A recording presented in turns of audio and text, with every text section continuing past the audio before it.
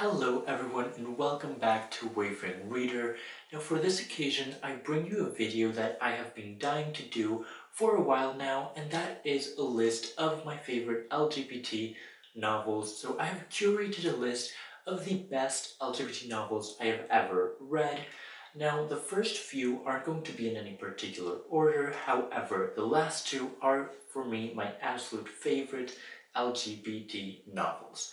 Now, a big disclaimer here, because I am aware of this and I don't want anyone to feel hurt. I am really self-conscious that these novels are all gay themed. I have a list of books with lesbian main characters, bisexual main characters, pansexual main characters, transgender main characters, and once I get a few more of those books, I will make videos specifically for each of the different letters in the community. However, if you are interested in me showing you the list of LGBT novels I have, let me know down below, because I would do a video like that if you want me to. So without further ado, let's get right into it. I'm going to start with none other than Simon versus the Homo Sapiens Agenda.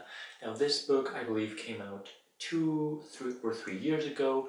The movie is coming out this year. It's called Love, Simon. I'm very, very, very excited. And this book is just this cute LGBT gay-themed romance that takes place during the high school years of the main character Simon, as he starts to chat online with this boy who goes by the name of Blue.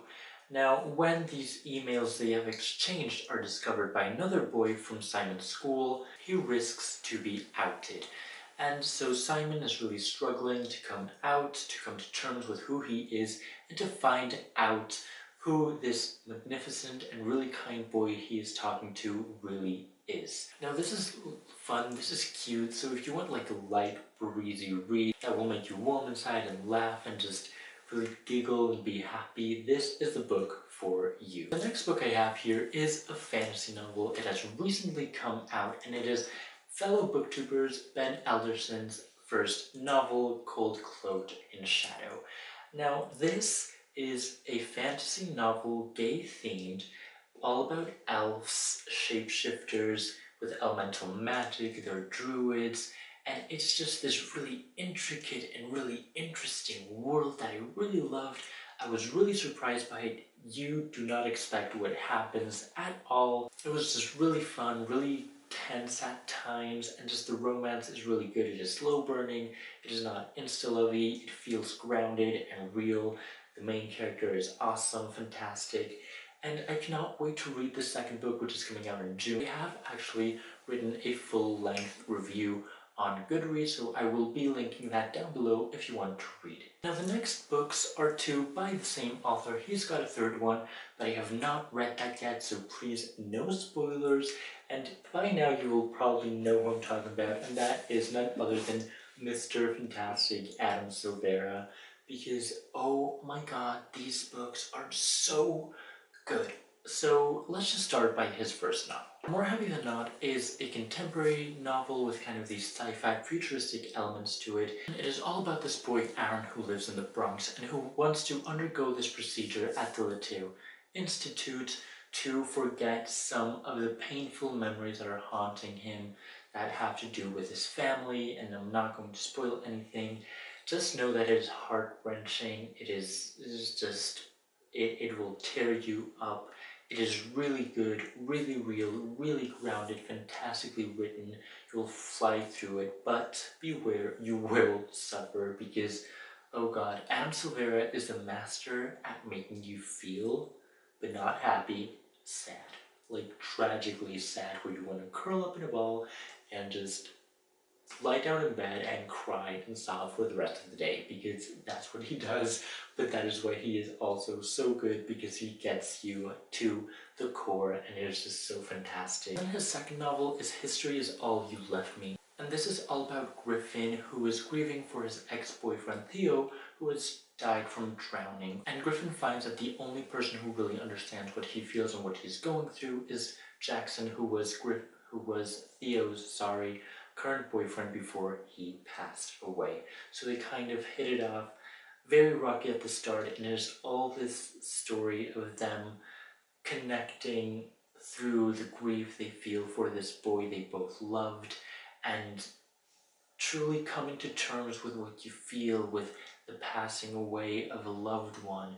And it depicts grief and anxiety in such a fantastic and crude way. It will have you again curling up into a ball and sobbing and feeling. Now the next book I have here is a fantasy. It is the second fantasy book I have here and the last fantasy book I will be showing you, because honestly I haven't read that much LGBT fantasy, but that is Carry On by Rainbow Rowell. This kind of came to be after Rainbow Rowell wrote Fangirl, and I'm not going to get into it, but this is kind of this Harry Potter inspired world of magicians and mages, and just really intricate and wonderful and bubbly, and just, oh my god, this story and world is just all so fantastic. The story of Simon, who is kind of the chosen one, who has to defeat the insidious Humdrum, who is kind of this entity who threatens the magical world. And he is kind of always bickering, Simon is always bickering with his roommate Baz. It is their story of how they transform and they stop being these kind of mortal enemies or arch nemesis that are said to this power couple, and it is phenomenal, and it will give you the feels and it will make you happy. But aside from the romance, the magic system is really interesting, the world is really interesting, everything about it is just really well constructed. And now, drum roll please, because it is time for the last two books of this list, which are my favorite, my absolute favorite gay-themed novels of all time. Now, one of them, you may know it because I've talked about it not so long ago, and that is Call Me By Your Name. So I'm going to start off with this one, and I'm not really going to say that much about it because I have a whole video talking about this, comparing it to the movie, kind of reviewing both of them, comparing them, and just talk about them. I've also got a full-length review on Goodreads, which will be linked down below. But just know this is a fantastic love story that takes place in the 80s in the Italian Riviera between these two boys, men really. And oh my god, the feels. This book is just such an intense ride. But again, I'm not going to say anything more, just go read it if you haven't. The movie is also fantastic. And then finally, the last book of this list, which for me is the best LGBT novel I have ever read. The Boy of the Stars by Grace Boyer. I'm super happy this book is on the top of my list, and it is not because it is written by a Spanish author, but it's because of how good it is, how poetic, how metaphoric, how true and to reality, to the things gay teens experience. It is so true to it, and oh my god, you guys have to read it.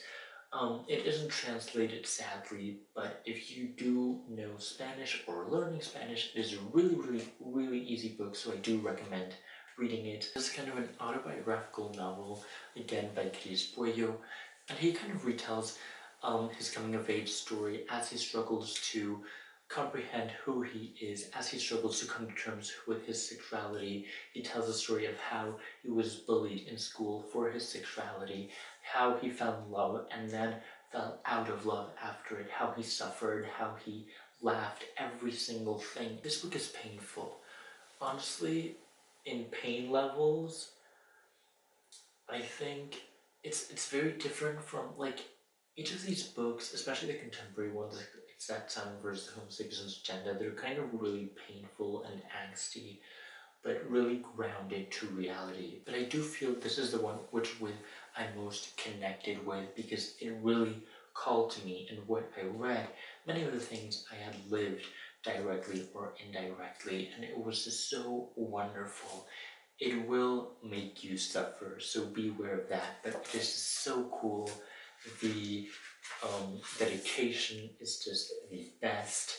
It has kind of this really cool format where it isn't really written. It has verse, sometimes has prose. It isn't poetry though. It has this really cool blue font that goes with the story, and it's just all told through metaphors. So that is all for this video today, and I really want to apologize again for this not being a very diverse list, because I know I could do better, but I really don't feel confident enough making a video and recommending like books with lesbian characters when I've just read a bunch of them. So when I do get to more of them, which I will soon, I will make a video about this. So yeah, that is all for this video today. I hope you enjoyed it. Leave me down in the comments below if you've read any of these books, if you want to read any of these books, what LGBT books you recommend, which are your favorites, and don't forget to give this video a thumbs up. You can share it with your friends, and you can also subscribe down below if you've enjoyed it. I make videos like this every Friday. Next Friday I will be talking about some amazing female authors and their amazing novels, so stay tuned for that, because every Friday here in Wayfaring Reader you will have a new video both in English and in Spanish, all with the same content. So again, that is all for this video today, and I hope you have a great day.